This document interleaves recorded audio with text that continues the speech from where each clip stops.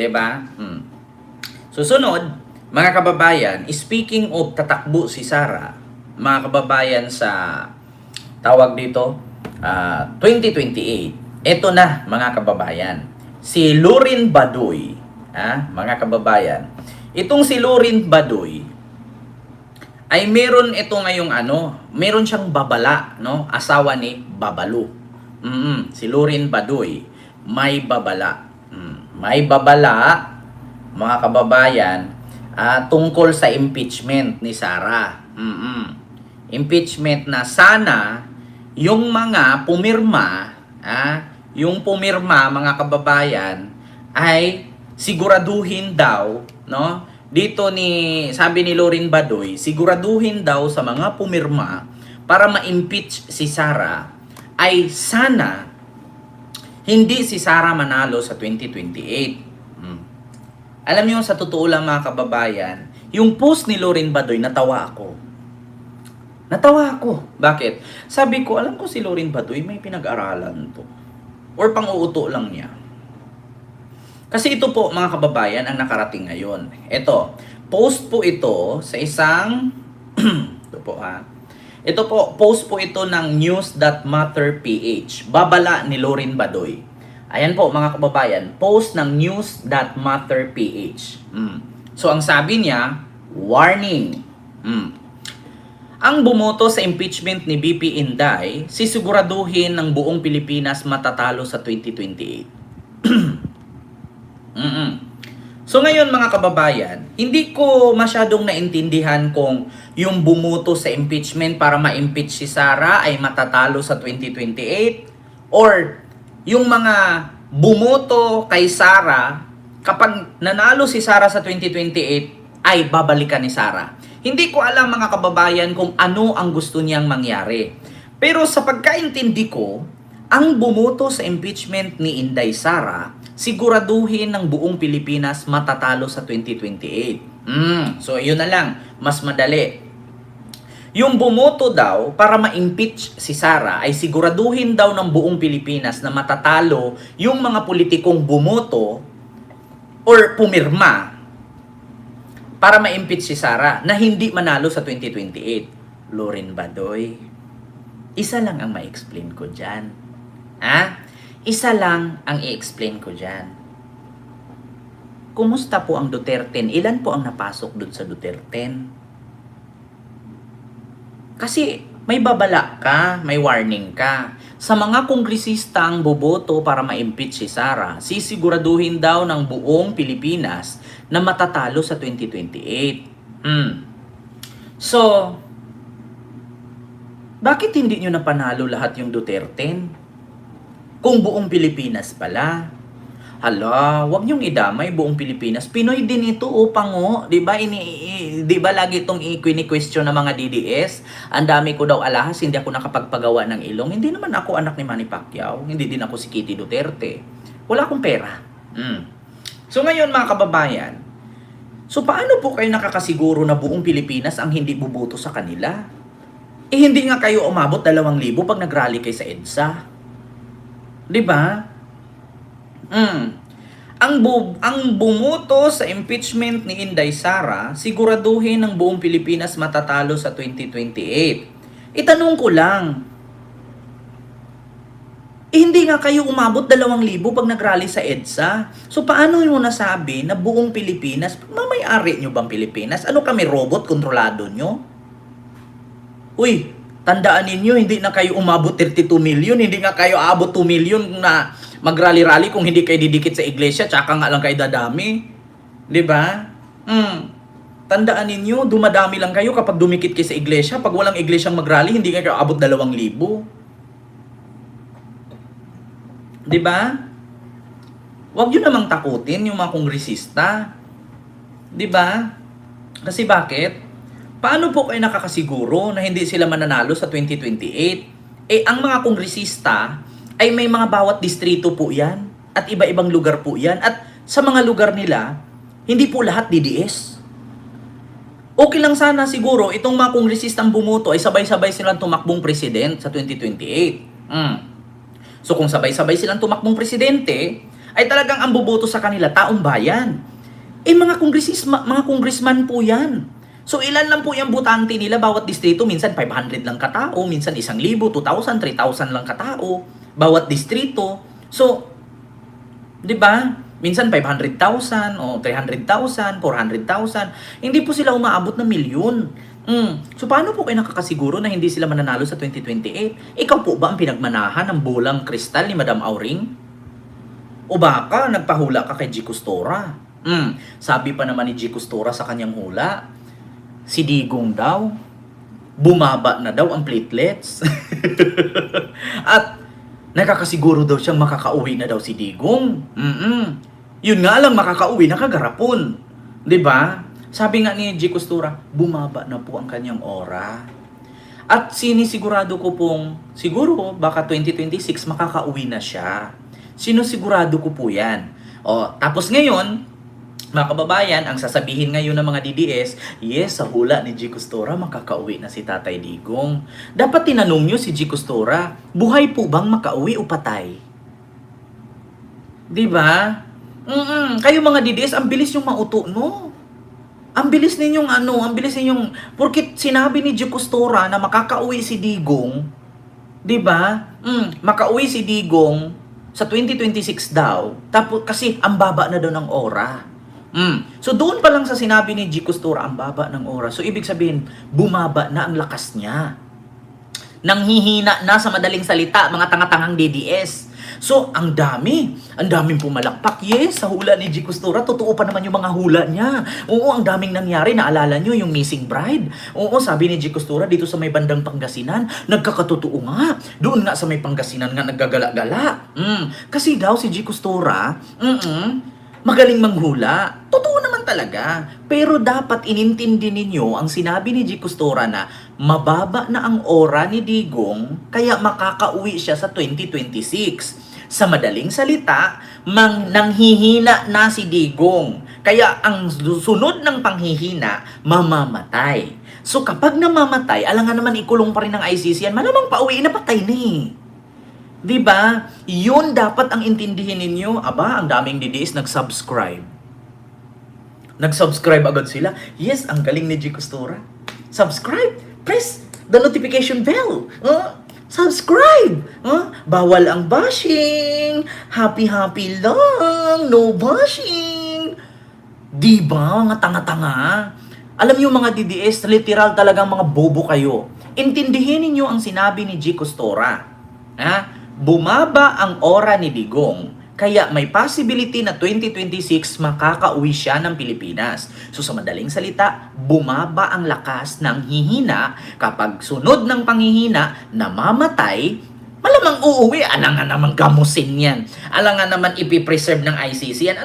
I-sprayhan nilang formalin, ibalot sa garapon, i-display nila doon para gawin nilang remembrance. Hindi yan gagamusin ng ICC. Iuuwi nila yan dito nakakahon or nakagarapon. Diba? Yun. Dapat yun ang pagkaintindi ninyo. Diba, Ma'am Julia? Grabe nyo, uto-uto ninyo. Katulad dito sa sinabi ni Lorin Badoy.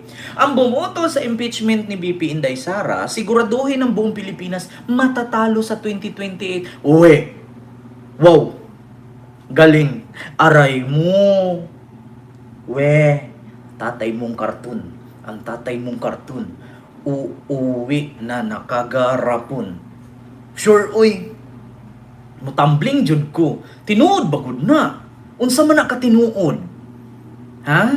Unsa man na katinuod, Ma'am Lorin Badoy nga ang mga boboto daw sa impeachment ni Sara, siguraduhin gud daw kuno nila nga di na gid na manalo sa 2028 aning ni ang mga mukuan ba kanang moboto ba o kanang mo pirma ba daw sa impeachment ni Sara, siguraduhin gud kuno ng buong Pilipinas na hindi na mananalo itong mga pumipirma. Paano po kayo nakasiguro na buong Pilipinas hindi naman po lahat ng buong Pilipinas ay DDS?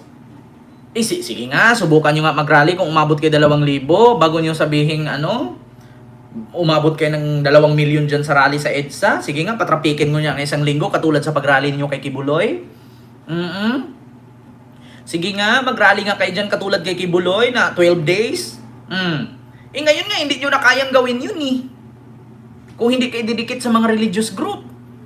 'Di ba? Dadami lang naman kayo pag dumikit kayo sa Iglesia ni Cristo eh. Tapos sasabihin ninyo, buong Pilipinas hindi boboto. Talagang hindi buong Pilipinas ang boboto sa kanila kasi hindi naman yan sila national politician ang tinakbo nila. Bawat distrito lang naman ang boboto dyan. At, uy, tandaan ninyo mga DDS, uy, huwag kayo mag-feeling marami. Uy, Diyos ko, kasi kung marami kayo, edi sana marami yung nanood sa akin. 'Di ba? Kasi alam ko, ang daming DDS galit sa akin. 'Di ba? Sige nga, kung marami kayo, panoorin nyo nga ako dito. Abutin nga ito 1 milyon ang views ko. Sige nga, patunayan ninyo na marami kayo at hindi mananalo itong mga buboto sa impeachment ni Sara. Pangalawa, ganito yan. Kung sakali man na ma-impeach si Sara, tapos yung mga bumuto daw, pag si Sara daw ay tumakbo sa 2020, halimbawa na-impeach siya ngayon, 2026.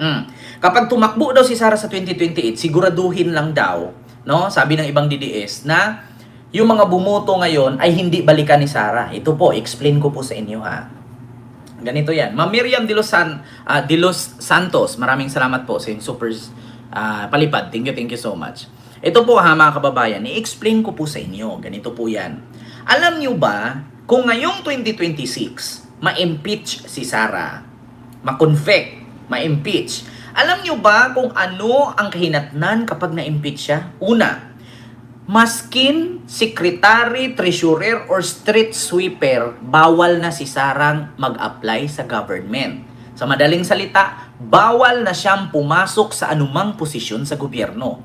Kaya kung ma-impeach siya 2026, wala ng 2028. Yun ang tandaan ninyo.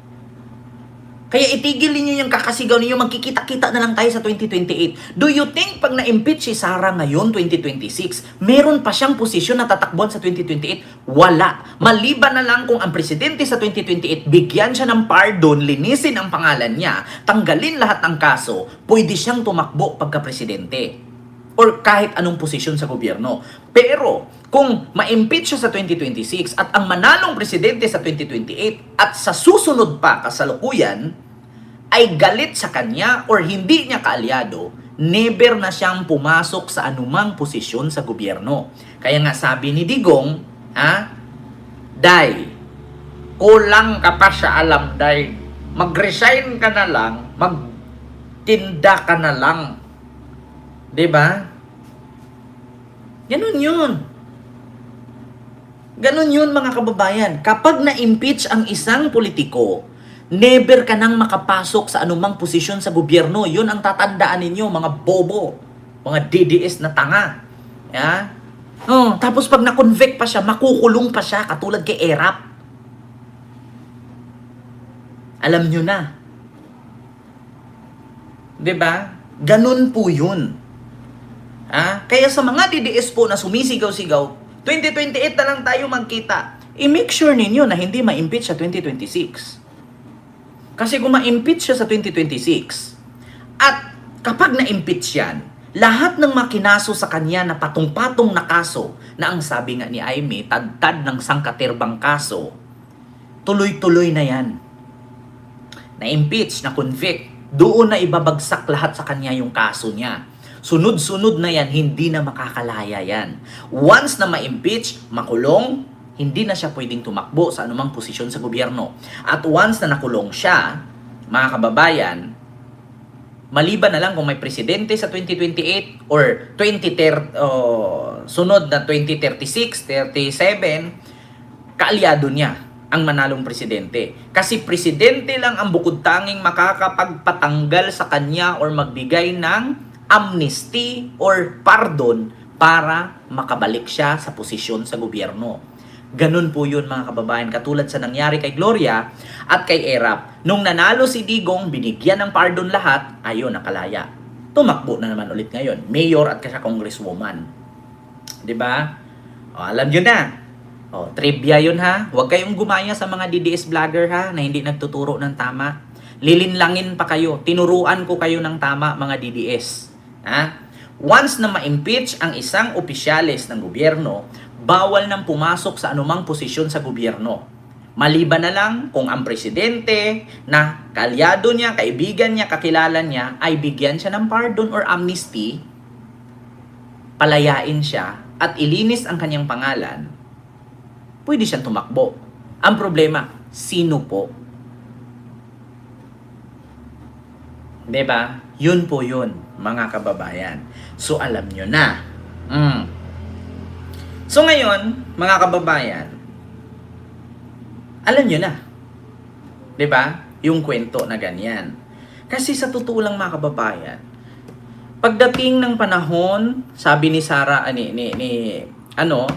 Aisa Sigera, sabi nga ni Amy, kung sakali man na si Sara ay ma-impeach, yung mga kaso niya, sangkaterba pa.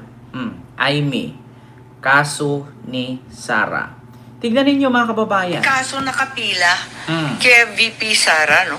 Ang dai-dai niyang kaso at hindi natin masasabi na kumbaga walang accountability. Marami pa rin pananagutan kasi ang dami pa rin kaso.